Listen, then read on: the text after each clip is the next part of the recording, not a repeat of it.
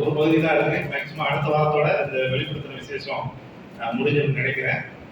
தொடர்ச்சியாக மட்டும் நீங்கள் இந்த வெளிப்படுத்தின விசேஷ வேதாராய்ச்சி கூட்டத்தில் வந்து கலந்து கொண்டதற்கு ரொம்ப நன்றி. சரி, ஏற்கனவே நேரத்துக்கு அருமை கருதி நீங்கள் நேரடியாக செய்திக்கு சொல்லுவோம். அதற்கு முன்பாக வேத பகுதியை நம்ம வாசிப்போம். வெளிப்படுத்தின விசேஷம் 22 1 12 வரை வாசிப்போம்.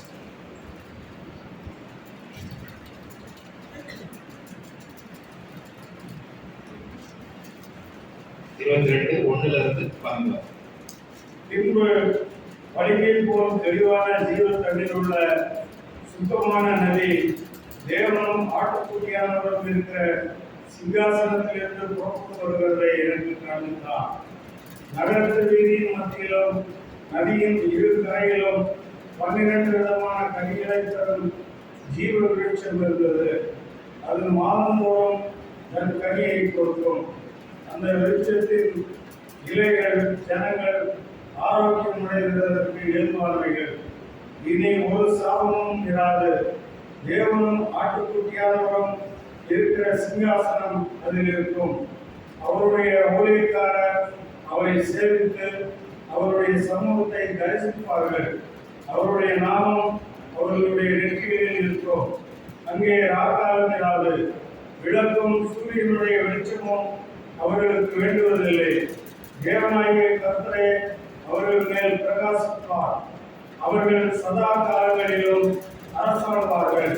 பின்பு அவர் என்னை நோக்கி, இந்த வசனங்கள் உண்மையும் சத்தியமானவைகள், சீக்கிரமாய் சம்பவிக்க வேண்டியவைகளை தம்முடைய ஊழியக்காரருக்கு காண்பிக்கும் பொருட்டு பரிசுத்த தீர்க்கதரிசிகளின் கர்த்தராகிய தேவனானவர் தம்முடைய தூதனை அனுப்பினார்.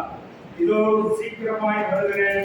இந்த புத்தகத்தில் உள்ள தீர்க்க தரிசன வசனங்களை கைக்கொள்கிறவன் பாக்கியவான் என்றார்.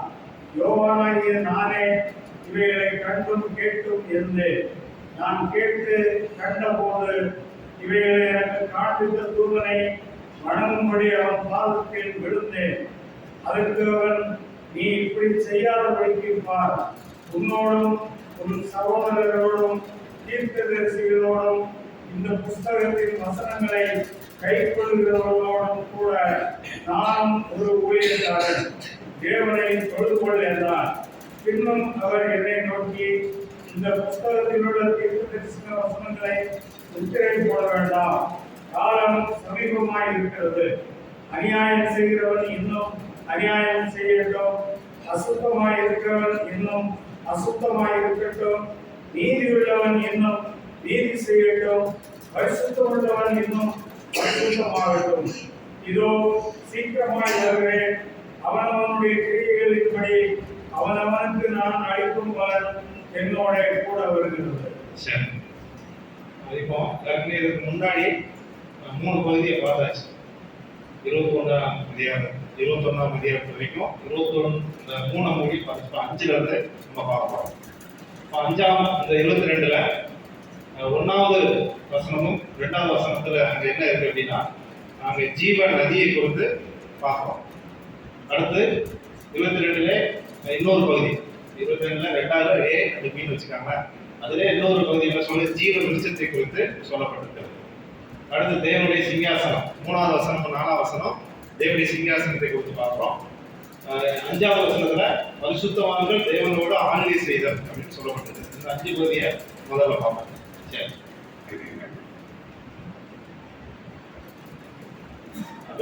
வெளிப்படுத்தல் 22ஆம் அதிகாரத்தில் தொடக்க வசனங்களில் புதிய எருசலேமை பற்றி கூடுதல் உண்மைகளை கொடுக்கப்பட்டுள்ளன. அதாவது நித்தியத்திலே புதிய ஒரு எருசலேம், அந்த புதிய எருசலேமிலே கூடுதல் தகவல்கள் அங்க என்னெல்லாம் இருக்கும் அப்படிங்கிறது தான் நீங்க இப்ப நம்ம வந்து பார்க்கணும்.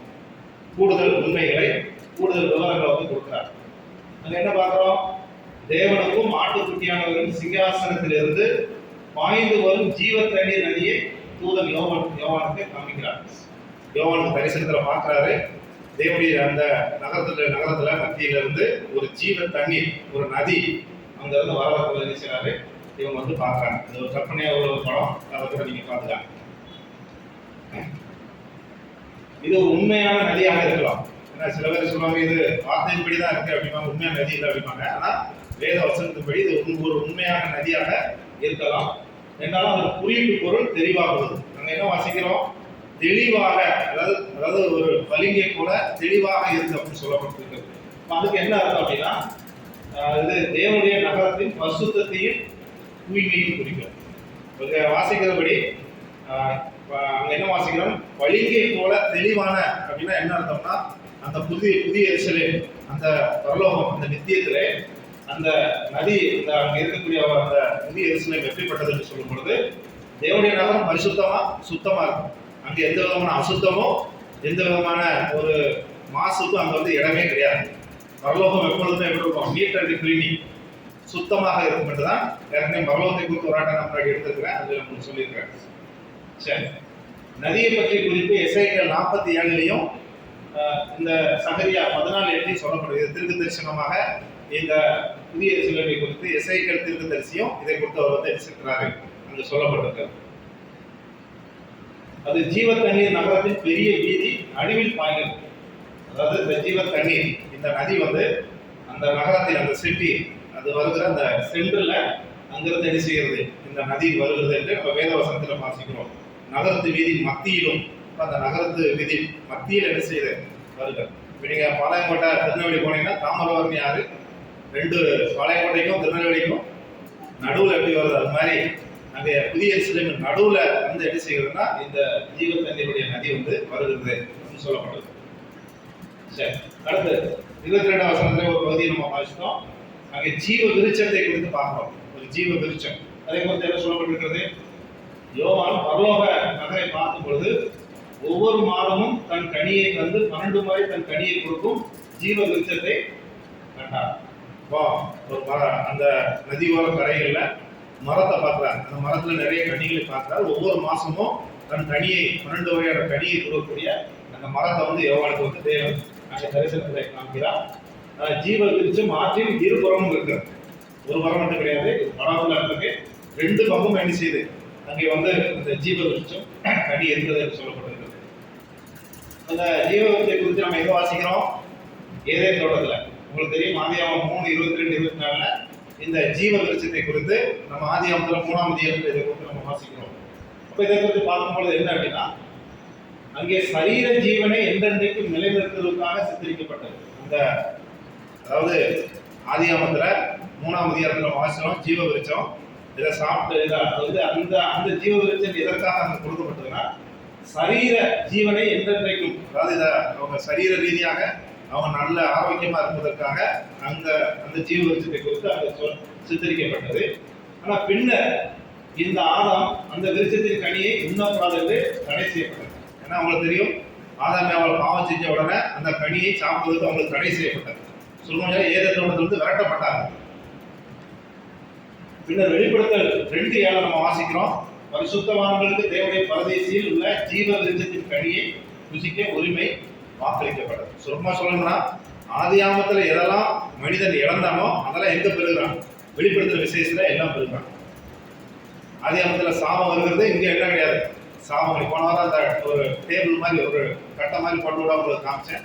ஆதியாகமத்துக்கும் வெளிப்படுத்துற விசேஷத்துக்கு என்ன, ஆதியாகமத்துல என்னெல்லாம் இருந்துச்சோ வெளிப்படுத்துற விசேஷம் வந்து அது வந்து எல்லாம் போயிடும், அதில் காணாம போகும்னு சொல்லப்பட்டது. அப்போ இந்த வெளிப்படுத்த 2:7 மறுபடியும் அந்த ஜீவ விருட்சத்தின் கனியை புசிப்பதற்கு தேவன் வந்து அங்க வந்து அவங்களுக்கு ஒரு வாக்குறுதியை கொடுத்தது வந்து நம்ம வாசிக்கிறோம். அடுத்து அந்த மரத்தின் இலைகள், அந்த மரத்தின் இலைகளை அந்த சிட்டியில் இருக்கிற அந்த தேசத்தில் இருக்கிற அந்த புதிய எருசலேமில் இருக்கிற பரிசுத்தவான்கள் அந்த தேசங்களை குணமாக்குவதாக இருக்கிறாங்க வாசிக்கிறோம். அந்த இலைகளை ஜனங்கள் ஆரோக்கியம் அடைவதற்கு ஏதுவானவைகள் அப்படின்னு அங்க நம்ம பார்க்கிறோம். என்ன பார்க்கிறோம்? குணமாகுதல் என்ற வார்த்தை வந்து திரப்பியம், திரப்பெட்டிக்கு சொல்லுவாங்கல்ல, இந்த கிரேக்க வார்த்தையிலிருந்து வந்திருக்கு. அதுக்கு என்ன மீனிங் அப்படின்னா, அந்த இலையை சாப்பிடுறதுனால விருட்சங்கள் இலைகளை ஆரோக்கியம் அடைவதற்கு என்ன இருக்குன்னா, அது வந்து ஒரு ஆரோக்கியத்தை கொடுத்தான். சரீர ரீதியாக அந்த இலைகள் வந்து இப்பவும் உங்களுக்கு தெரியும், சில இலைகள்லாம் உடம்பு சாப்பிட்டா உடம்பு வந்து ஒரு ஹெல்த்தா இருக்கும் அப்படின்னு சொல்லுவாங்க. நீங்க காப்பிலோட பார்த்தீங்கன்னா சில இலைகள்லாம் போட்டு சாப்பிடலாம். அது ஒரு ஹெல்த்துக்காக உடல் ஆரோக்கியத்தமாக கொடுப்பாங்க. அதே போல பரலோகத்தில் அதனுடைய இலைகளை குறித்து அவைகள் ஆரோக்கியம் அடைவதற்கு ஏதுவானீர்கள் என்று வேதத்தில் வந்து சொல்லப்பட்டிருக்கு. அப்போ இதை எடுத்து நம்ம என்ன நினைக்கிறோம்? இப்போ நித்தியத்திலும் போய் எதுவும் நோய் இருக்கும் அப்படின்னு நினைச்சிடாதீங்க. அந்த அர்த்தத்தில் அது வந்து சொல்லப்படலை. அப்படி யாரும் நினைச்சிடாங்க. அப்படி அந்த அர்த்தத்துக்காக அந்த இலையை பற்றி சொல்லலை. நித்திய நிலையில் நோய் இல்லை என்றாலும் அந்த மரத்தின் கனிகளும் இலைகளும் உடல் நலத்திற்கு ஆரோக்கியம் அளிப்பதாக இருக்குது. நான் அடிக்கடி சொல்லுவோம், பரலோகத்தில் போய் சாப்பிடணும்னு அவசியம் கிடையாது. அங்கே போய் சாப்பிடணுமா, அங்கே தேவ தூதர்களை போல இருக்குமா, சாப்பிடணும்னு அவசியம் கிடையாது. ஆனால் சாப்பிட்டாலும் ஒன்றும் பிரச்சனை இல்லை. அது மாதிரி தான் இங்கே அந்த நோய் புதிய புதிய அந்த பரலோகத்திலே நித்தியத்திலே அங்கே நோயே கிடையாது. ஆனாலும் வேதவசனம் சொல்லுறது அந்த கனிகளும் அந்த இலைகளும் அங்கே இருக்கிற உங்களுக்கு ஒரு ஆரோக்கியத்தை கொடுத்ததா இருக்கு அப்படின்னு சொல்லி வேதவசனம் வந்து நமக்கு வந்து சொல்லுது. அடுத்து 22ல 3-4 வாசிப்போம். தேவனுடைய சிங்காசனம், அந்த சிங்காசனத்தை குறித்து நம்ம பார்த்தோம். என்ன பார்த்தோம்? ஆதாம் பாவத்தின் மூலம் சாபம் வந்தது. உங்களுக்கு தெரியும், ரோமர்ல 2 பகுதியை சொல்லுகிறார். ஆதாம் மூலமா நம்ம என்ன பெற்றுக்கொண்டோம், அப்படிதானே? இயேசு கிறிஸ்து மூலமா என்ன பெற்றுக்கொண்டோம் அப்படின்னு சொல்லப்பட்டது. அதே போல ஆதாம் மூலமா பாவம், அதாவது சாபம் வந்தது. ஆனா இனி நித்திய நிலையில் எந்த சாபமும் கிடையாது. அதாவது நித்தியத்திலே பரலோகத்திலே அங்க வந்து எந்த விதமான சாபமும் கிடையாது. ஏற்கனவே இதுக்கு முன்னாடி நான் சொல்லியிருக்கேன், அங்கே அழுகை கிடையாது, அங்கே வேற என்ன கிடையாது, நோய் கிடையாது, வருத்தம் கிடையாது, சஞ்சலம் கிடையாது. இப்போ இங்க வந்து ஆதாம் பாவத்தின் மூலம் இந்த உலகத்துல சாபம் வந்தது, பரலோகத்திலே சாபம் இல்லை அப்படின்னு அந்த வசனத்தை நம்ம வாசிக்கிறோம். என்ன வாசிக்கிறோம்? இனி ஒரு சாபமும் இராது. பரலோகத்திலே இன்னைக்கு மனுஷன் அனுபவிக்கிற எல்லா கஷ்டத்துக்கும் காரணம் என்னது? மனுஷன் அனுபவிக்கிற எல்லா கஷ்டத்துக்கும் காரணம் என்னது? சாபம். தேவன் இந்த மனுஷனை இந்த பூமியிலே சபித்தார். அந்த சாபத்தின் விளைவா தான் இன்னைக்கு மனுஷன் அனுபவிக்கிற எல்லா கஷ்டத்துக்கும், அந்த சாபத்தின் விளைவா தான் இன்னைக்கு மனுஷனுக்கு நோய், எல்லா விதமான பிரச்சனைக்கு காரணம் அந்த சாபத்தின் மூலமா தான், பாவத்தின் விளைவாக வந்தது. அவருடைய ஊழியக்காரர் அவரை சேவித்தல் என்பது பரிசுத்தவான்களின் மிக உயர்ந்த மகிழ்ச்சியும் சாக்கியமும் தங்கள் ஆசிரியப்பட்ட கர்த்தருக்கு ஊழியம் செய்வதாகும். இப்போ நம்ம ஒரு கேள்வி கேட்கலாம், பரலோகத்தில் நம்ம என்ன செய்வோம்? அங்கே சும்மா சோமலாலாம் இருக்க மாட்டோம். நம்முடைய வேலை அது என்னது? தேவனை எப்பொழுதும் துதித்து ஆராய்ந்து கொண்டு இருப்போம். ஏன்னா நம்ம போய் அங்கே சும்மாலாம் அங்கே இருக்க முடியாது. எப்போதும் பாட்டு சத்தம் கேட்கும். இது அப்படிதான் சொல்லப்பட்டிருக்குது. என்ன சொல்லப்பட்டிருக்கிறது? அவருடைய சமூகத்தை பரிசுப்பார்கள், எப்போதும் தேவனை துதித்து பாடி அவருக்கு ஆராதனை செஞ்சு கொண்டிருப்போம். அதுதான் அந்த வசனம் சொல்லுகிறது. அவருடைய பரிசுத்தவான்கள் அவரை அந்த சிங்காசனத்துக்கு முன்பாக இருக்கிற அந்த தேவாதி தேவனை, அந்த ராஜாதி ராஜாவை அவர்கள் துதித்து அவருக்கு மகிழ்வுபடுத்துவார்கள். அடுத்து அவர்கள் அவருடன் அரசாட்சி செய்வார்கள். ஏன்னா பரிசுத்தவான்கள் என்ன செய்வாங்க? தேவனுடைய அந்த ராஜ்யத்திலே நம்ம எப்படி ஆயரோட அரசாட்சியிலே, இதெல்லாம் நீங்க பாத்தீங்கன்னா இந்த ஆயரோட அரசாட்சியில ஒரு பகுதியாக தான் அங்க இருக்கும். ஆயரோட அரசாட்சியில ஒரு பகுதி தான் எங்க இருக்கும்? நித்தியத்தில் இருக்கும். நம்ம எப்படி ஆயரோட அரசாட்சியில நம்ம அரசாளுகிறோமோ, அதே போல நித்தியத்திலும் நாம் அவரோடு கூட சேர்ந்து என்ன செய்வோம்? ஆளுகை செய்ய போகிறோம்.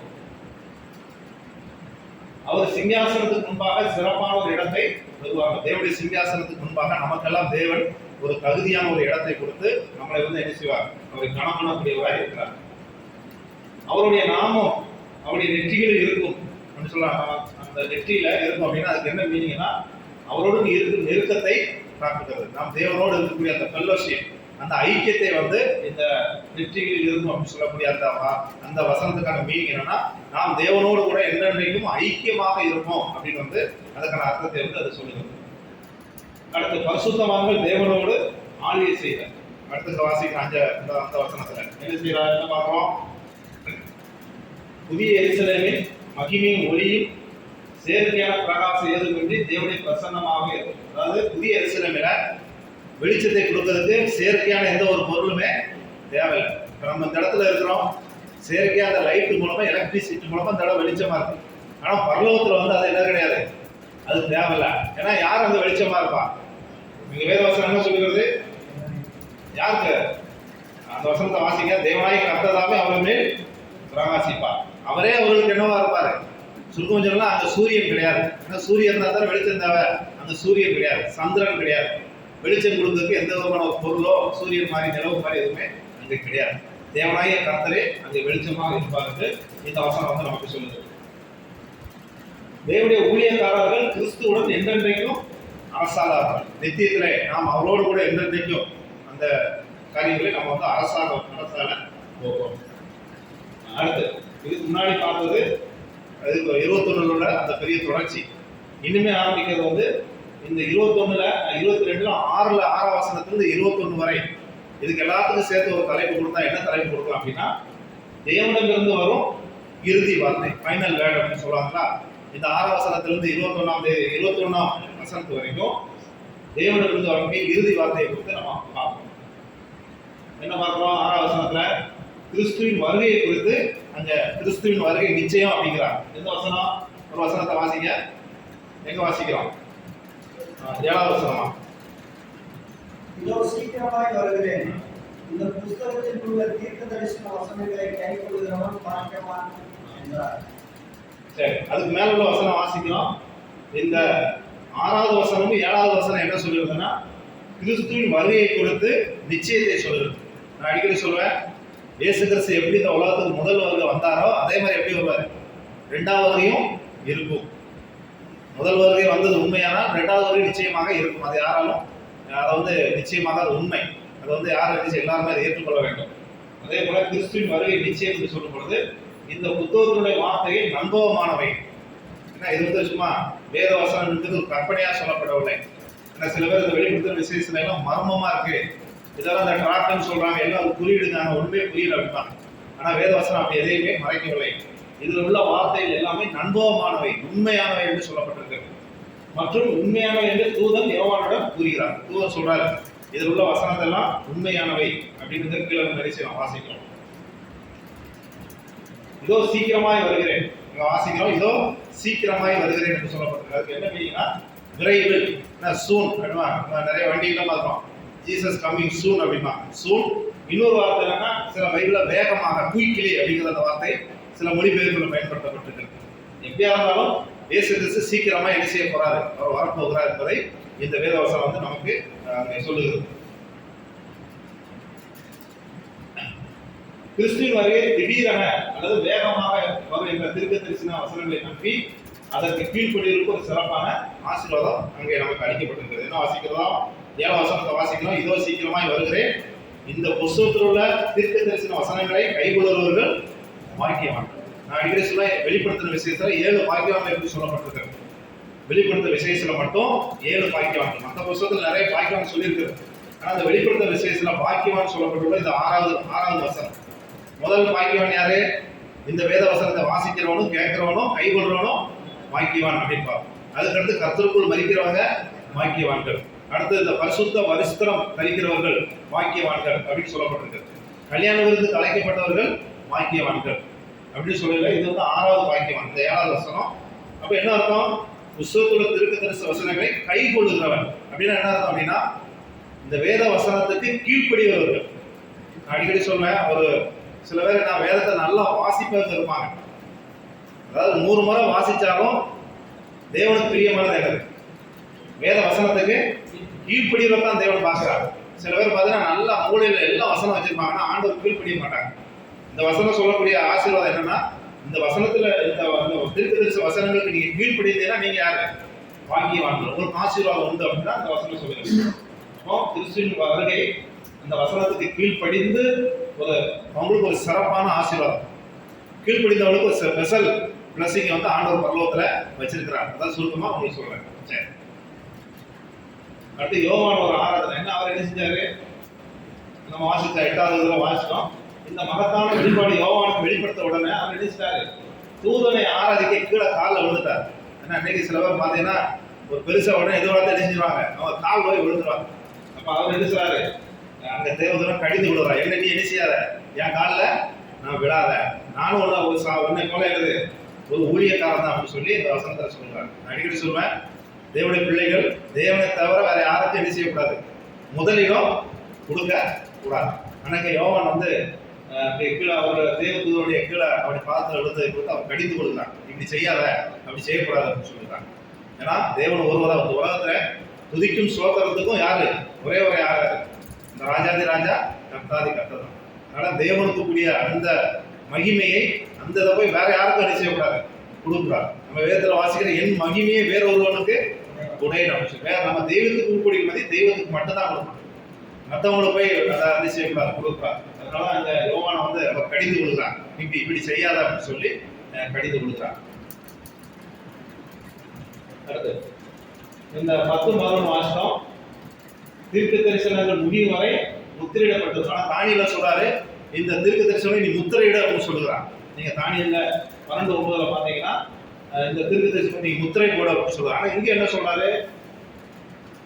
இந்த தீர்க்க தரிசனம் என்ன செய்ய வேண்டாம், முத்திரை போடாத, ஏன்னா நான் சீக்கிரமா என்ன செய்ய போறேன், நான் வரப்போகிறேன், கால சமீபமா இருக்கிறது, நீ முத்திரை போடாத. என்ன தானியல் புத்தகத்துல முத்திரை போடணும்னு சொல்லுகிறார். ஆனா இங்க என்ன செய்யறாரு, நீ முத்திரை போட வேண்டாம், கால சமீபமாயிட்டு நான் சீக்கிரமா வரப்போறேன்னு சொல்லி இங்கே புத்தகத்தின் அந்த அறிவிப்புக்கான அந்த கட்டளையை அங்க வந்து கொடுக்குறாங்க. அடுத்து ஒரு வசனத்தை நம்ம வாசித்தோம். பின்பு அறிவிப்பு சிலரை குழப்பியது. என்ன குழப்பியது? அசுத்தம் செய்வர்கள் தொடர்ந்து செய்ய ஊக்குவிக்கப்படுகிறார். சொல்ல அந்த வசனத்தை வாசிட்டு அநியாயம் செய்யறவன் இன்னும் அநியாயம் செய்யறப்ப உடனே அப்ப பைபிளே என்ன சொல்லுகிறது? அநியாயம் செய்யறவன் அவன் செய்யட்டும் அப்படின்னு நினைச்ச. அப்ப பைபிளே அநியாயம் செய்யட்டும்னா சொல்லுது அப்படின்னு நினைக்காதீங்க. அதுக்கான மீனிங் என்ன அப்படின்னா, அசுத்தத்தை ஆதரிப்பதோட நோக்கம் இல்லை. இந்த வேதவசனம் அநியாயம் செய்யறவன் இன்னும் அநியாயம் செய்யட்டும் அப்படின்னா வேதவசனம் வந்து நீங்க அப்படியே அசுத்தமா வாழுங்க அப்படின்னு வேதவசனம் சொல்லலை. அதோடைய நோக்கம் இல்லை. மாறாக மக்கள் தீர்க்க தரிசனுக்கு செவி சாதிக்காவிட்டால் அவர்கள் தொடர்ந்து பாவ செயல்களில் என்ன செய்வாங்க, ஈடுபடுவார்கள் என்பதை சுட்டி காட்டுது. அதான் அதனுடைய நோக்கம், அதோட அந்த வசனத்தோடைய மீனிங் அதான். அதனால இந்த வசனத்தை வச்சுட்டு அநியாயம் செய்யட்டும் அப்படின்னு சொல்லி வேத வசனம் சொல்லுறது அப்படின்னு வேத வசனம் வரும்போதும் இந்த அநியாயத்தை வந்து அவர் வந்து ஊக்குவிக்கிறதே கிடையாது. சரி, அடுத்து கிறிஸ்துவுக்காக கடைசியில 12:22 என்னது? வரவிருக்கும் நியாய தீர்ப்பும் வெகுமதியும். ஒரு பெரிய நியாய தீர்ப்பு வரப்போகிறது. எத்தனை நியாய தீர்ப்பு அப்படின்னு யாருமே ஒரு பைபிள் ஸ்டேட்ல எடுத்துருக்கிறேன். வெகுமதினானது தெய்வாளுக்கு என்ன வாசம், இதோ நான் சீக்கிரமா வருகிறேன், அவனோடைய கிரியிலும்படி அவனோடுக்கு என்ன இருக்கும், நான் அளிக்கும் பலன் என்னோடு கூட வருகிறேன் அப்படின்னு சொல்லி இதை முடிக்கிற பார்ப்போம். அப்போ வரவிருக்கும் ஒரு நியாய தீர்ப்பு வருகிறது. அந்த நியாய தீர்ப்புல ஒரு அவங்களுக்கு தக்க ஒரு வெகுமதி, ஒரு ரிவார்டு. நாங்கள் என்ன பார்க்கிறோம்? முதல்ல என்னது? கிறிஸ்துவுக்காக அவர் செய்த அனைத்திற்கும் அவருடைய பரிசுத்தவான்களுக்கு ஒரு வெகுமானம் வாக்களிக்கப்பட்டது. நான் அடிக்கடி சொல்வேன், இந்த பூமியில நாம வாழ்ந்த வாழ்க்கைக்கு தக்கன பரலோகத்துல என்ன உண்டு? ஒரு பரிசு, வெகுமதி உண்டு. கிறிஸ்துவுக்காக, அதான் என் சொந்த வேலைக்காக இல்லை, நான் உலக காரியங்களுக்காக இல்லை. சில பேருக்கு உலக காரியங்கள் எடுத்து போட்டு செஞ்சுட்டு அங்க போய் வெகுமதியெல்லாம் என்ன செய்யக்கூடாது, எதிர்பார்க்கக்கூடாது. நான் 10 ஏக்கர் வச்சிருக்கேன், நான் பாலும் உழைச்சேன் அப்படின்னு அங்க போய் அந்த வெகுமதி. கிறிஸ்துவுக்காக என்ன செய்யணும்? பாடுபட்டா அங்க என்ன உண்டு? வெகுமானம், அதாவது ரிவார்டு, அங்க வந்து பரிசு உண்டு. அதான் சொல்லுறாங்க, அனைத்திற்கும் ஒரு வெகுமானம் அளிக்கப்பட்டது. அதான் சொல்றோம், என் நாமத்தின் நிமித்தம் ஒரு கலசம் தண்ணீர் கொடுத்தாலும் அதுக்கு என்ன உண்டு? அதுக்கான பிரதிபலன் உண்டு. சரி, இது கிறிஸ்துவின் நியாய தீர்ப்பு சிங்காசனத்தை குறிக்கிறது. இந்த வசனத்தை வாசிக்கப்படுற 2 கொரிந்தியர் 15:10-11 அங்க என்ன சொல்லப்பட்டிருக்கு பாருங்க. 2 கொரிந்தியர் 15:10-11.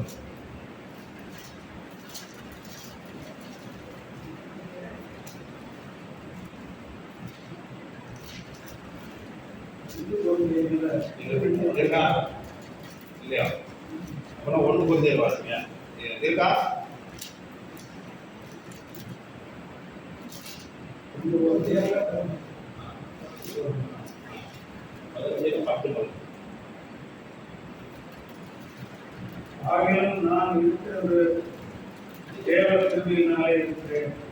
அவர் எனக்கு அருளிய கிருபை விருதாவாய் இருக்கவில்லை. அவர்கள் எல்லாரிலும் நான் அதிகமாய் பிரயாசப்பட்டேன். ஆகிலும் நான் அல்ல, என்னுடனே இருக்கிற தேவ கிருபை அப்படி செய்தது. ஆகையால் நானாகிலும் அவர்களாகிலும் இப்படியே பிரசங்கித்து வருகிறோம். நீங்களும் இப்படியே விசுவாசிக்கிறீர்கள். அதாவது இந்த கிறிஸ்துவுடைய நியாயத்திற்கு குறித்து உங்களுக்கு தெரியும். அந்த வைக்கோல் சும்மா சொல்லணும்னா, ரட்சிக்கப்பட்ட விசுவாசிகள் அவனுடைய வரிகள் எடுத்துக்கொள்ளப்பட்டோம்னா பரலோகத்தில் என்ன நடக்கும்? நமக்கு பரிசு, வெகுமானம், அதாவது பீமா ஜட்ஜ்மெண்ட் அப்படின்னு சொல்லுவாங்க. பரலோகத்தில் நமக்கு இந்த பூமியில வாழ்ந்த வாழ்க்கைக்கு தக்கன பரலோகத்திலே பரிசுகள் கொடுக்கப்படும். அதுதான் சொல்லுறாங்க, இதோ நான் சீக்கிரமா வருகிறேன், அதுக்கான வெகுமதி வந்து நான் வந்து உங்களுக்கு கொடுக்குறேன் அப்படிங்கிறாங்க. அடிக்கடி நான் அந்த சிடி சட்டு சொல்ற வார்த்தையை நான் அடிக்கடி ஞாபகத்து உண்டு. அவர் என்ன சொல்றாரு அப்படின்னா, ஒரே ஒரு வாழ்க்கை சீக்கிரமா போயிடும், கிறிஸ்துவுக்காக நம்ம என்ன செஞ்சோமோ அதுதான் கடைசியில கூட வரும். கடைசியில யார் கூட வருவார்? எது கூட வரும்? நம்ம வீடோ பணமோ பொருளோ எதுவுமே வராது. நம்ம கிறிஸ்துவுக்காக நாம் செய்த என்ன செஞ்சோமோ அதுதான் கடைசியில கூட வரும். நான் இங்க இருக்கேன் அப்படின்னா என் பொருளையோ பணத்தையோ அங்க கொண்டு போக முடியாது. ஆனா அதை வச்சு நான் கிறிஸ்துவுக்காக ஏதாவது ஒரு கிரியை செஞ்சேன் அப்படின்னா அந்த கிரியினுடைய பரிசு எங்க வரும்? பரலோகத்தில் வரும். அதான் உண்மை, அதுதான் வேதம் சொல்லுது.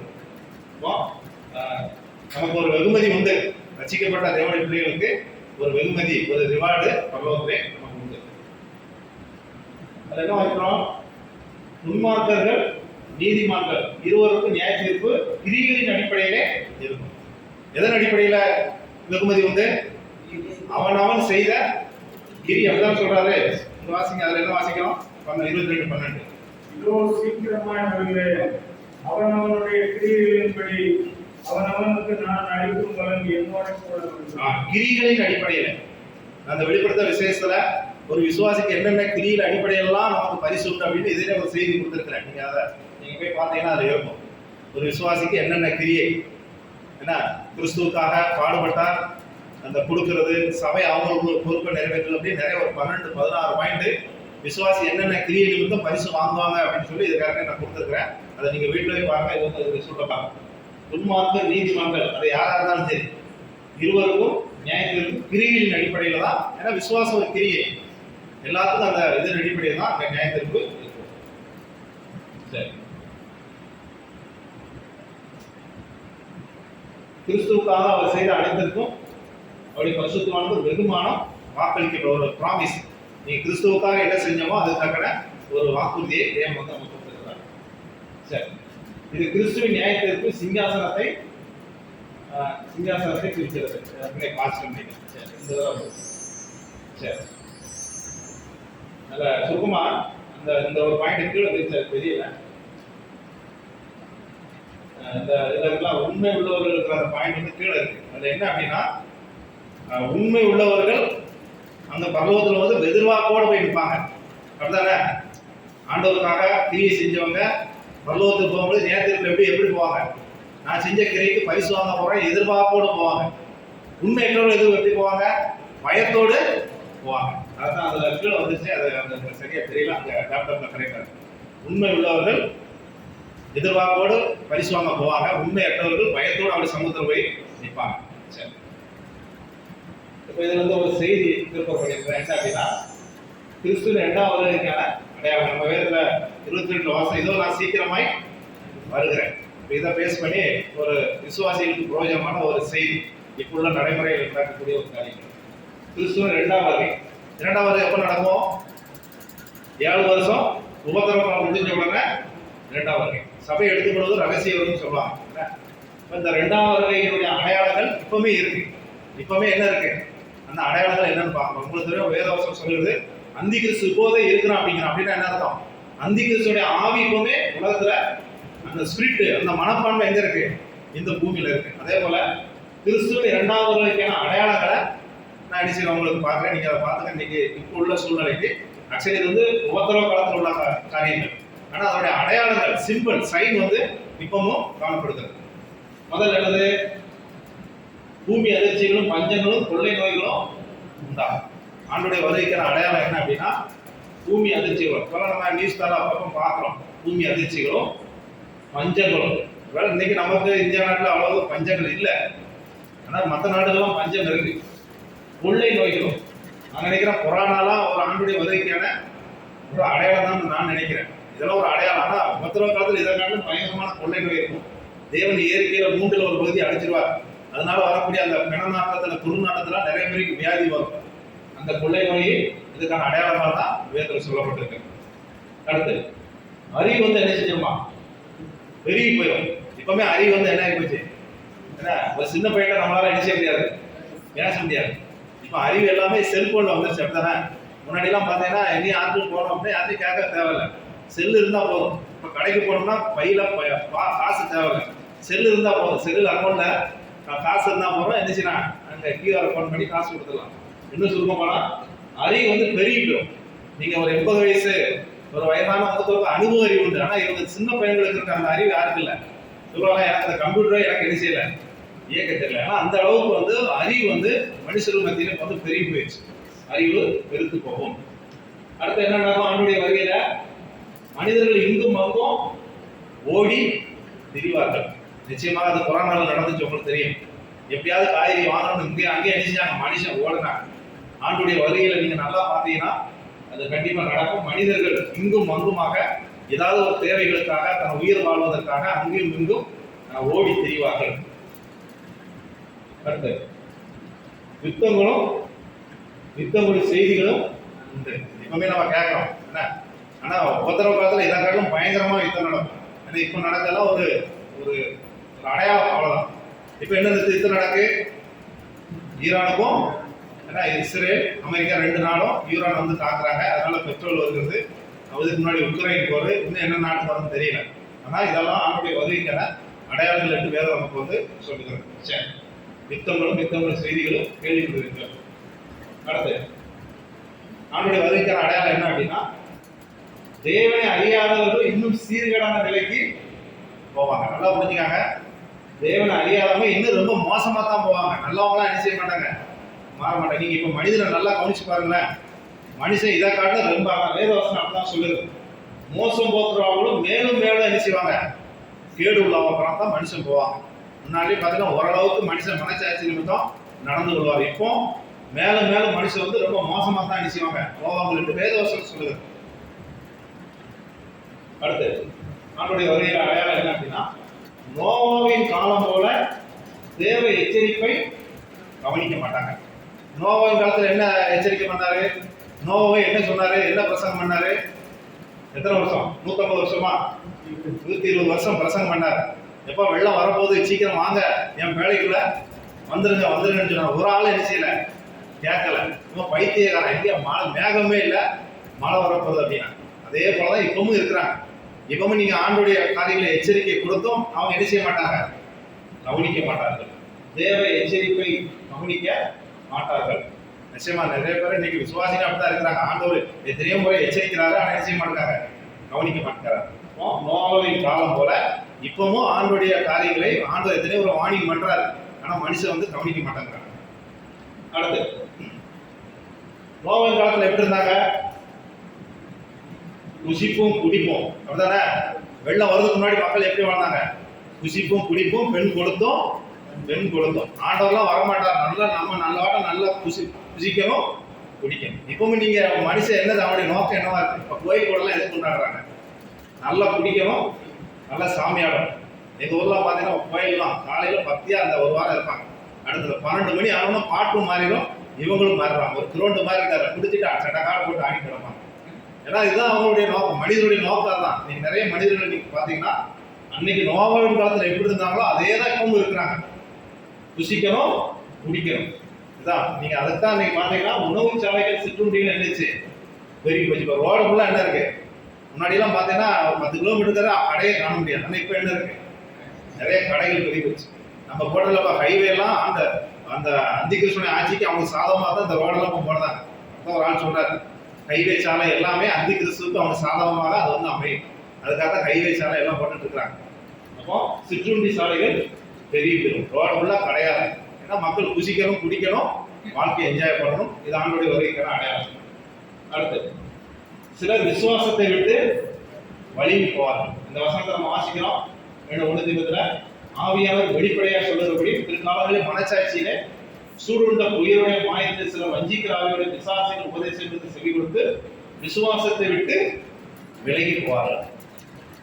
அது சும்மா சொல்லணும்னா, ஒருவேளை புறம்பு சபையில முதல்ல ஆரம்பத்துல நல்லா இருப்பாங்க, கொஞ்ச நாள் ஆனவனா அடிச்சுடுவாங்க, ஆண்டவர் விட்டு விலகி. எங்க ஊர்ல அப்படிதான் இருந்தாங்க. ஒரு காலத்துல பாத்தீங்கன்னா நாங்க சுப்பிரமணியம் சபைக்கு எங்க ஊர்ல சபை கிடையாது, அப்படியே நடந்து ஒரு வயக்காட்டு வழியே போவோம். ஆனா இப்ப பக்கத்துல தான் சபை இருக்க, என்ன செய்ய மாட்டாங்க, சபைக்கு வர மாட்டாங்க. ஏன்னா என்ன இல்லை, உள்ளத்துல விசுவாசம் இல்லை. சிலர் விசுவாசத்தை விட்டு வழியை போறது பின்வாங்கி போயிருவாங்க. நாட்கள் ஆக ஆக விசுவாசிகள் விசுவாசத்தை விட்டு அப்படியே கொஞ்சம் பின்வாங்கி போவார்கள் என்று வேதவசனம் சொல்லுகிறது. விசுவாசத்தை விட்டு நிச்சயமா, ஏன்னா அந்த வேதவசனம் தான் சொல்லுகிறது. அதனால நம்ம வாசிக்கிறோம், மனுஷகுமாரன் வரும்பொழுது விசுவாசத்தை காண்பாரோ அப்படின்னு ஒரு வசனம் இருக்கிற மத்தியில வாசிக்கிறோம். நிச்சயமா விசுவாசம் இப்பவுமே அநேகத்துக்கு குறைஞ்சுதான் வருகிறது. உண்மைதான்.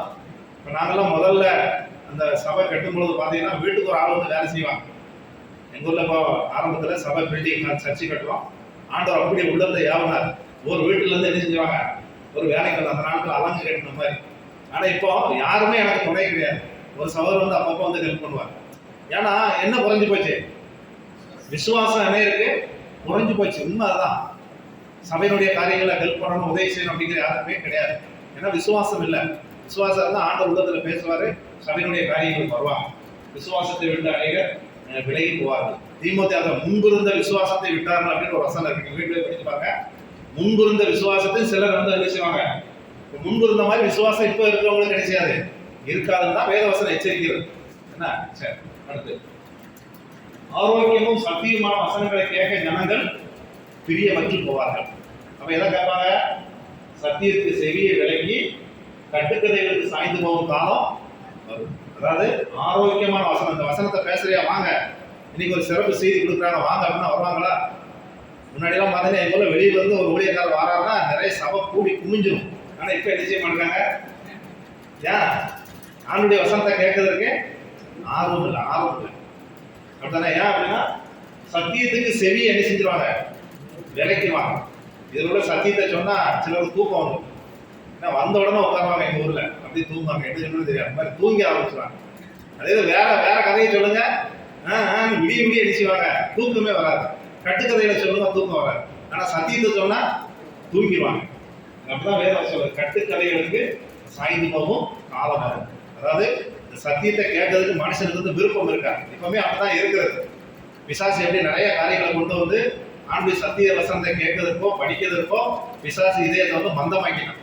அதனால கவனமா இருக்க வேண்டும். இதெல்லாம் ஆண்டுடைய வருகைக்கான அடையாளம். கிறிஸ்துவ 2ஆம் வருகையை குறித்து கேட்க மக்கள் என்ன செய்வாங்க, மனமற்று போவார்கள். 2ஆம் வருகையா என்ன வாழ்க்கை ஒரு வாழ்க்கை, எதை போய் பேசிக்கிட்டு அப்படின்றான். இவங்க மாதிரி சொல்லலாம், கடைசி நாட்கள் பரியாசக்காரர் வந்து என்ன ஆண்டவர் வருகிறான்னு சொன்னா இன்னும் வரலையே, 2000 வருஷம் எல்லாம் சொல்லிட்டு இருக்கேன் அப்படின்னா சபையெல்லாம் ஆண்டுடைய 2ஆம் வருகை குறித்து கேட்கறதுக்கு என்ன கிடையாது, ஒரு பிரியமற்று போவார்கள். அதெல்லாம் எங்களுக்கு வேண்டாம், எங்களுக்கு ஏகப்பட்ட வேலை இருக்குன்றான், நீயா போச்சுக்க அப்படின்றான். ஆண்டுடைய வருகையை பற்றி கேட்பதற்கு மனமற்று போவார்கள். மக்கள் எப்படி இருப்பாங்க? சமாதானத்தோடும் சுகபத்திரமா ஜீவிக்கிறோம் என்று மனிதர்கள் நினைச்சுக்குவாங்க. இது கீழே வசனம் தான், சமாதானம் சைக்கிய ஒன்றுட்டவர்கள் சொல்லும் போது. இன்னைக்கு நீங்க மனிதன்கிட்ட போய் நல்லா கேளுங்க, நாங்க உழைக்கிறோம், சொத்து இருக்கு, சுகம் இருக்கு, வீடு இருக்கு, காடு இருக்கு, நாங்க எப்படி வாழ்றோம், நாங்க சமாதானத்தோடு இருக்கோம் அப்படிமா. உண்மை அதுதான். மனுஷனுக்கு அப்படிதான் பிசாசை ஏமாத்திட்டு இருக்கலாம். ஒரு சிலர் தான் கஷ்டத்துல இருந்து ஆண்டவர் தேடி வராங்கன்னா எல்லாம் அப்படி கிடையாது. சமாதானத்தோடு சுகத்தோடு தான் நாங்கள் வாழ்றோம். ஆண்டவர்லாம் எங்களுக்கு தேவையில்லை. ஒரு போய் சுவிசேஷம் சொல்லல, இயேசு கிறிஸ்து உங்களுக்கு சமாதானம் தரலாம் சொன்னோன்னா நாங்க எப்படி இருக்கிறோம், நாங்க சமாதானம் தான் இருக்கிறோம், அவங்க இயேசு கிறிஸ்து வேண்டாம் அப்படின்னு சொல்றாங்க. அதான் உண்மை. அதனால ஆண்டுடைய வருகையில மனிதர்கள் இப்படிதான் நினைப்பார்கள், இருப்பார்கள். தங்கள் சுய இச்சையின்படி ஜனங்கள் ஜீவிப்பார்கள். சுய இச்சை கடைசி நாட்கள் துன்மார்கள் தங்கள் இச்சையின்படி நடப்பாங்க. ஒருவனுக்கு எத்தனை மணினாலும் என்ன செய்யலாம், வாழலாம். ஒரு பெரிய நடிகர் அவர் எத்தனை மணி, 2 மணி, நாங்களும் என்ன செய்வோம், அப்படிதான் வாழும். எல்லாரும் எப்படினாலும் வாழலாம் அப்படின்னு சுய இச்சையின்படி என்ன செய்வாங்க, வாழக்கூடியவர்களா ஜனங்கள் வந்து மாறிடுவாங்க. மனசுல ஒன்று நினைக்க பிடிக்கணும், உடனே போய் பிடிச்சிருவாங்க. நம்முடைய ஒரு இச்சை அடக்கம் என்பது யாருக்கு இருக்காது, அநேகம் கிடையாது.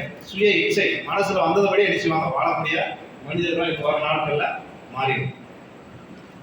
அடுத்து மனுஷர் தங்களுக்கு அதிகமாக பொக்கிஷங்களை சேர்க்க ஆரம்பிப்பாங்க. என்ன யாக்கோபு சொல்றாரு, நீங்க வீட்டில் போய் படிச்சு பார்த்தீங்கன்னா கடைசி நாட்களில் பொக்கிஷத்தை சேர்த்தீர்களே அப்படின்பா.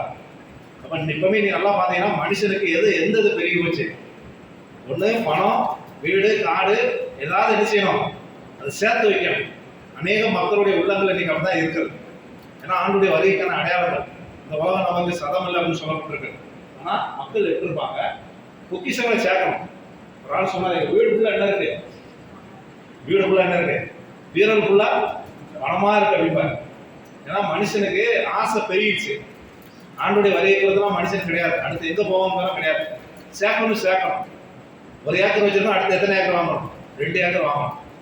அடுத்து ஏக்கர் குறிக்கணும், அடுத்து மேல போகணும், அடுத்து மேல போகணும். அதாவது இந்த ஐஸ்வர்யங்களை, பணம், பொக்கிஷங்களை சேர்த்து வைக்கிறது தான் மனுஷனுக்கு உள்ளத்துல அந்த காரியங்கள் பெருகுது. அடுத்து அநேக கள்ள தீர்க்கதரிசிகள் எழுதுவார்கள். அநேக கள்ள தீர்க்கதரிசி எப்பவுமே இருக்காங்க. ஏன்னா நீங்க டிவியில பார்க்கறதெல்லாம் எல்லாம் நல்ல தீர்க்கதரிசியே கிடையாது. இப்போ அது வேற விஷயம். இப்ப தீர்க்கதரிசி இருக்காங்களா, கிடையாது. எபேசியர்படி அப்போஸ்தலர் தீர்க்கதரிசிகளும் ஒரு காலத்துல தேவன் அனுமதிச்சிருந்தாரு, அந்த காலம் முடிஞ்சது. இப்ப தீர்க்கதரிசிகள் என்ன செய்யாது, சபையில கிடையாது. அப்போஸ்தலரும் கிடையாது, தீர்க்கதரிசியும் கிடையாது. இப்ப யார் இருக்கிறா, போதகர்கள், சுவிசேஷர்கள், மெய்ப்பர்கள், இவங்க தான் சபையில இருக்கிறாங்க. இப்ப தீர்க்கதரிசிங்கிறதுக்காக நிறைய பேர் வருவாங்க. தீர்க்க தரிசனம் உரைக்கிறார் அப்படின்னு போஸ்ட்லாம் வைப்பாங்க. அதனால கள்ள தீர்க்க தரிசிகள் நிறைய பேர் எழுப்புவாங்க. நிறைய பேர் கிறிஸ்துவ வட்டாரத்திலையும் நிறைய கள்ள தீர்க்க தரிசி இருக்கிறாங்க. அவங்க யாருடைய முகம் போட்டிருப்பாங்க? ஓநாயினுடைய மேல போட்டிருக்க முகம் வந்து ஆட்டுடைய இது. ஆனா உள்ள யார் இருக்கிறா? அந்த முகம். அடுத்து அவங்களுடைய நோக்கம்லாம் என்னவா இருக்கும்? அது முதுகு பின்னாடி என்ன இருக்கு? பணமா இருக்கா? முதல் கள்ள தீர்க்கதரிசியுடைய நோக்கம், அவங்களுடைய மைண்ட் இன்டென்ட் அதான் என்ன இருக்கும்? பணம் தான். நீங்க எங்கேயும் போனீங்கன்னா அவங்களுடைய நோக்கம் ஃபுல்லா பணத்தை தான் எதிர்பார்ப்பாங்க. நீங்க நிறைய இடத்துக்கு போங்களேன், மற்ற சபையில் போங்களேன், அவங்க நோக்கம் ஃபுல்லா என்னவா இருக்கும்? இந்த பணம் குடுன்னு குடிக்கிறாங்க. இதுதான் அவங்களுடைய நோக்கம். உண்மை தான். சத்தியத்தான் வந்து கள்ள தீர்க்கதரிசியோடைய நோக்கம். சரி, அடுத்து வேலையில்லா திண்டாட்டம் அதிகமா. இந்த வேலையெல்லாம் இனிமே எத்தனை 2 பேர் ஆட்சி வாக்குறுதி கொடுத்தாங்க. யாராவது ஒரு ஆட்சியில் வீட்டுக்கு ஒரு வேலை சொல்லுவாங்களா? சொல்ல மாட்டாங்க. 5000 இருந்தாலும் 2000 இருந்தாலும் 3000 இருந்தாங்க. ஆனால் யாராவது ஒரு வேலை, ஏன்னா அதெல்லாம் நாங்களும் வாழ்க்கை ரொம்ப கஷ்டப்பட்டோம். அதனால எந்த கவர்மெண்ட் வந்தாலும் மக்களுக்கு என்ன கொடுக்க மாட்டாங்க? வேலையெல்லாம் கொடுக்க மாட்டாங்க. சும்மா வாக்குறுதிலாம் சொல்லலாம், ஆனால் நிச்சயமா அது சாத்தியமாக மாறாது. வேலையில்லா திண்டாட்டம் அந்த நாட்களிலே, அந்த அலங்கத்தை கட்டிலே மக்களுக்கு வேலை இல்லாமல் தான் இருந்தாங்க. அன்னைக்கு இஸ்ரேல் ஜனங்கள் அந்த அலங்கத்தை கட்டில அதே மாதிரி தான் இன்னைக்கு அதே தான். வேலையில்லா திண்டாட்டம் அதிகமாகுங்கிற ஒருபோதும் குறையாது. சரி, அடுத்த காலங்கள் எப்படி இருக்கும்? ரொம்ப பொருசா இருக்கும். கீழே வாசிக்கலாம். மேலும் கடைசி நாட்கள் புதிய காலங்கள் வரும் என்று அதிகாயாக. காதலே கேட்டிருக்க மாட்டோம். அந்த மாதிரி செய்தியெல்லாம் நம்ம அடிச்சுவோம் கேட்போம். என்ன செய்தி? பார்த்தீங்கன்னா ஊருக்குள்ள போது பைக்கில் போய் கண்ணில் பட்டோம்னா சதக்கு வெட்டுறான். இது எந்த மாதிரி கேட்டிருக்கோமா? கிடையாது. இந்த கீழே பார்த்தீங்கன்னா இந்த வீடியோவில் நான் பார்த்தேன். வாழை வெட்டுற மாதிரி சதக்குன்னு வெட்டுறான். கற்பழிப்பு ஓகே. காலங்கள் ரொம்ப கொடியது. உண்மைதான். இதற்கான மக்கள் நம்மளாம் நினைச்சு கூட பார்க்க மாட்டோம். அப்படி ஒரு செய்தியெல்லாம் நம்ம காதல இனி வரும் நாட்கள் நடக்கும். அவனுடைய வருகையிலே காலங்கள் கொடிய காலங்கள் என்று அறிவாயாக. பெற்றோருக்கு பிள்ளைகளை என்ன செய்ய மாட்டாங்க? கீழ்ப்படியாதவர்கள். பாப்பா வணக்கம் ஒன்றும் தெரியாது. இன்னும் 1970 ஆள் இருப்பாங்க. அப்பாவுடைய வார்த்தைக்கு என்ன செய்ய மாட்டாங்க? கீழ்ப்படிய மாட்டாங்க. நான் ஒரு பெண்ணை பார்த்துட்டேன், நான் ஒரு பையனை பார்த்தேன், அவளை தான் நான் என்ன செய்வேன்? கல்யாணத்தை பிடிப்பேன். ஒத்த காலம் இருப்பாங்க, போறாங்க, அது இப்படிதான் நடக்கிறாங்க. ஏன் அப்பா சொல்றா சத்தியத்துப்படி இதெல்லாம் செய்யுது அப்படின்னு அம்மா அப்பா சொன்னா கேட்க மாட்டாங்க. பெற்றோர்களுக்கு கீழ்ப்படிய மாட்டாங்க. என்னுடைய அப்பாவுடைய வார்த்தைக்கு வேதவசனம் பெற்றோருக்கு கீழ்ப்படிய வேண்டும் அப்படிதான் சொல்லப்பட்டிருக்கு. நீங்க கல்யாணம் முடிச்சிட்டீங்கன்னா அதுக்கப்புறம் உங்களுக்கு தனியாக குடும்பம் அமைச்சிட்டீங்க, அது வேற விஷயம். ஆனா கல்யாணம் முடியும் வரைக்கும் யாருக்கு கீழ்ப்படியணும்? கல்யாணம் முடிய வரைக்கும் யாருக்கு கீழ்ப்படியணும்? பெற்றோருக்கு கீழ்ப்படியணும். வேதவசனம் அப்படிதான் சொல்லுது. ஆனா வேதவசனம் சொல்லுறது ஆண்டுடைய வருகையிலே பெற்றோர் பிள்ளைகள் கீழ்ப்படியாதவர்கள். உண்மைதான். நான் நிறைய பார்க்குறேன். கிறிஸ்துவ வட்டாரங்களே நிறைய பேர் வந்தவங்களுடைய வாழ்க்கை இன்னைக்கு அப்படிதான் இருக்கு. அப்போ ஒரு பொண்ணை பார்த்தப்ப இதை செய்யப்போ இவங்க கட்ட மாட்டாங்க. ஆல்ரெடி இவங்க செலக்ஷன் பண்ணிப்பாங்க. இதெல்லாம் இன்னைக்கு ரொம்ப மோசமா போய் கிறிஸ்துவ காரியங்கள் நிறைய போயிட்டு இருக்கு. அதெல்லாம் வெளியே சொல்ல முடியாது. ரொம்ப ரொம்ப கடினமான ஒரு கிறிஸ்துவ இதில் போயிட்டு இருக்கு. அப்பா அம்மாவுடைய வார்த்தைக்கு ஒரு மதிப்பு கூட என்ன செய்ய மாட்டாங்க. ஆனா வேத வசந்தபடி யாருடைய சம்மதம் இருக்கணும்? சொல்லுங்க. ஒரு திருமண காரியங்கள் யாருடைய சம்மதம் இருக்கணும்? பெற்றோருடைய சம்மதம் இருக்கணும். இல்லைன்னா வெயிட் பண்ணணும் கொஞ்ச நாள். அப்படிதான் வேதம் சொல்லுது. அதனால பெற்றோருக்கு பிள்ளைகள் கீழ்ப்படியாதவர்கள் சொல்லுறது அதுவும் ஆண்டுடைய வருகையில் நடக்கும். அடுத்து ஆண்டுடைய வருகையில் என்ன இருக்கும்? சுபாவ அன்பு இருக்காது. இதெல்லாம் மங்கிடும். தானே இப்பவுமே மங்கி போச்சு. நான் எப்பவுமே கேட்கிறேன், முன்ன இருந்த அன்பு மாதிரி இப்ப இருக்கா? கிடையாது. இப்போ சொல்லுங்கன்னா அந்த மாடு கூட கண்டுக்குட்டியை போட்டு தன்னுடைய அப்படியே நக்கும் தன்னுடைய அன்பை அடிச்சுமா. ஆனா இன்னைக்கு மனிதன் என்ன இல்லை, சுபாவ அன்பு குறைஞ்சி போயிடும், பரிசுத்தம் இருக்காது. இன்னொன்று கொஞ்ச நாள் பார்த்தீங்கன்னா பரிசுத்தம்ங்கிற பேரே என்னன்னு கேட்குமா. நீங்க சென்னை சைடெல்லாம் போனீங்கன்னா குடிகாரன்னு சொல்லக்கூடாது. எப்படி சொல்லணும்? என் புருஷன் குடிகாரன்னு சொல்லாதீங்க, மது பிரியர்னு சொல்லுங்க அப்படிமா. பார்த்துருக்கீங்களா? என் புருஷன் யாரு? மது பிரியர், சாப்பாட்டு பிரியர்னு சொல்லுவாங்க. குடிகாரம்னா சாப்பாடு மாடம்னு சொல்லாதீங்க அப்படிமா. ஏன்னா ஆபத்தே என்ன செஞ்சுட்டாங்க, பேரை வந்து மாத்திட்டாங்க. அதனால பரிசுத்தங்கிற வார்த்தையில எனக்கு காதுல தான் கேட்க முடியும். அது உண்மையில என் வாழ்க்கையில பார்க்க முன்னாடி சாலமோன் கூட சொன்னார், எல்லாம் நியூட்ரல் பண்ணிட்டாங்க. இப்படிதான் இருக்க முடியும், அதெல்லாம் ஒண்ணு அதான் சும்மாயே அப்படின்றாங்க. அதனால பரிசுத்தங்கிற வார்த்தையிலும் மங்கி போயிடும். அடுத்து நன்றி அறிதல். யாராவது நமக்கு உதவி செஞ்சு அவங்களுக்கு எப்படி இருக்கணும்? நன்றி உள்ளவங்களா இருக்கணும். ஆனா நன்றி இல்லாதவங்களா மனுஷன் வந்து மாறிடுவாங்க. அடுத்து இச்சை அடக்கம். மனுஷனுக்கு என்ன இருக்காது? இச்சை அடக்கம். ஒரு விசுவாசி இச்சை அடக்கத்தோட இருக்கணும். ஆவிக்குரிய கனிகள்ல ஒன்று வந்து என்னது? இச்சை அடக்கம். நம்ம ஒரு விசுவாசி மனசுல நினைச்ச மாதிரி ஒரு காரியத்தை செய்யக்கூடாது. எல்லாமே ஆவியாருடைய கட்டுப்பாட்டின்படி நம்ம என்ன செய்யணும், நினைச்ச மாதிரி பேசிடக்கூடாது, நினைச்ச மாதிரி கோவப்படக்கூடாது, நினைச்ச மாதிரி ஒரு இடத்துக்கு போய் ஒரு காரியத்தை செஞ்சிடக்கூடாது. ஒரு இச்சை அடக்கத்தோடு இருக்க வேண்டும். அது தனி செய்தி. அதெல்லாம் ஒரு இது வச்சிருக்கிறேன். ஒரு விசுவாசி எப்படிலாம் இச்சை அடக்கமா இருக்கணும். நாக்க நம்ம இஷ்டத்துப்படி விட்டுறக்கூடாது. அதையும் என்ன செய்யணும், கண்ட்ரோல் பண்ணணும். இப்போ இதெல்லாம் மங்கி போயிடும். அடுத்து என்ன இருக்கும், கொடுமை உள்ளவங்களா மாறிடுவாங்க. துரோகம், ஏன்னா இப்ப நம்ம பச்சை துரோகம் அப்படின்னு கேள்விப்பட்டிருக்கோம். ஏன்னா நமக்கு என்ன செய்வாங்க, முதுகுல குத்துவாங்க, துரோகம் செய்யறவங்க இருப்பாங்க. அடுத்து துணியானமா செய்வாங்க.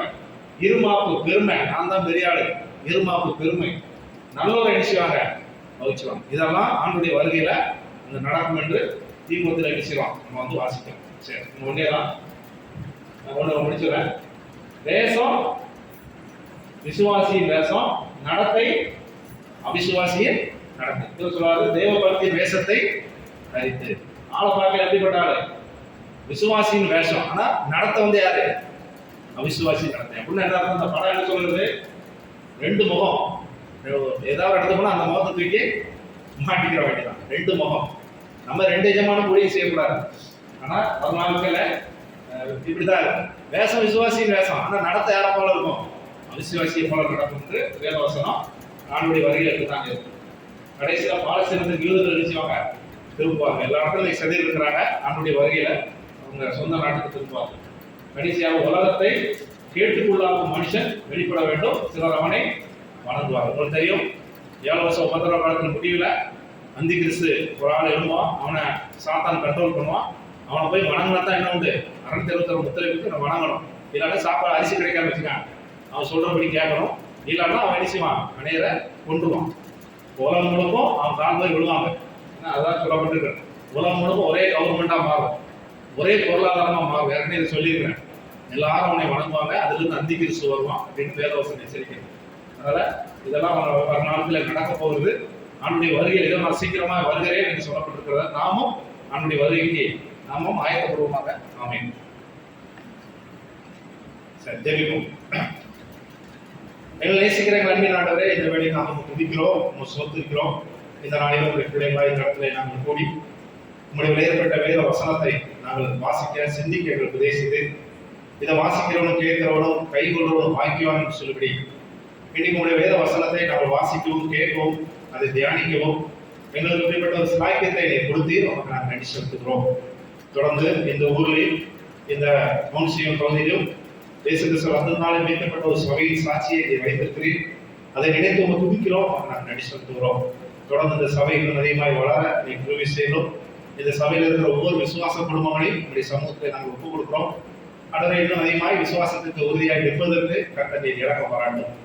தொடர்ந்து இந்த சபையிலே சுகமீனத்தோடு இருக்கிறவர்களுக்கு சுகம் பெற ஆரோக்கியத்தை இருக்கிறார். தொடர்ந்து ஆண்டவரே, திருமணம் ஆகிறவர்களுக்கு ஏற்ற துணையை நீ தரும்படியாக நாங்கள் வேண்டிக்கிறோம். திருமணத்துக்காய் காத்துக் கொண்டிருக்கிறவர்களுக்கு ஏற்ற நேரத்தில் திருமணம் ஆண்டவரே நடந்து கர்த்தருடைய நாமம் இந்த இடத்துல மீறிவிட கர்த்தர் உதவி செய்கிறோம். தொடர்ந்து வேலைக்காக முயற்சி செய்வர்களுக்கு ஒரு நல்ல வேலை வாய்ப்புகளை நீ தந்து கர்த்தர் கிருபை செய்யும்படியாக நாங்கள் வேண்டிக்கிறோம். தொடர்ந்து சபை நடத்துகிற மற்ற கூட்டங்கள் எல்லாம் ஆசிரியக்கப்பட உதவி செய்யும். பிபிஎஸ் மற்ற இடைப்பட்ட கூட்டங்கள் ஆண்டவரே, சிறப்பு கூட்டங்கள் எல்லாம் நீ ஆசிரியத்தாகும். தொடர்ந்து ஆண்டவரே, இந்த சபையிலே உங்களுடைய பிரசன்னம், உங்களுடைய மகிமை இருக்கட்டும். உங்களுடைய பிள்ளைகள் எப்பெல்லாம் அந்த இடத்துல கூடி உங்களுடைய வார்த்தை கேட்கிறாரோ உங்களுடைய வேத வசனத்தை நீர் அவளுக்கு வெளிப்படுத்தி இன்னும் அதிகமாய் ஆவிக்குரிய காரியங்கள் வளர்வதற்கு ஆண்டவரே மாறுவதற்கு கர்த்தர் உதவி செய்யும்படியாக நாங்கள் வேண்டிக் கொள்கிறோம். தொடர்ந்து ஆண்டவரே, பல விதமான பொருளாதார ரீதியிலே கடந்து செய்வோடு பண பிரச்சனையோடு ஆண்டவரே இருக்கிறவர்களுக்கு அதிலிருந்து விடுதலைக்காகவும் கர்த்தர் அவர்களுக்கு தேவையான பண சகாயங்களை கொடுத்து கர்த்தர் உயர்த்தும்படியாக நாங்கள் வேண்டிக் கொள்கிறோம். குடும்பங்களிலே சமாதானம் சந்தோஷத்தை நீ தாரும். சபையில் இருக்கிற சிறு பிள்ளைகளுடைய கர்த்தர் கொடுக்கிறோம். அந்த பிள்ளைகளும் பெற்றோருக்கு கீழ்ப்பிடிந்து ஒரு நாட்களில் தேவனுக்கு கனி கொடுக்கிற பிள்ளைகளாக இருக்க கர்த்தர் உதவி செய்யும். விசேஷமா இந்த நாளிலும் இந்த வேதாரட்சி கூட்டத்திலே கலந்து கொண்ட ஒவ்வொரு தேவனுடைய பிள்ளைகளை நினைத்து துதிக்கிறோம்.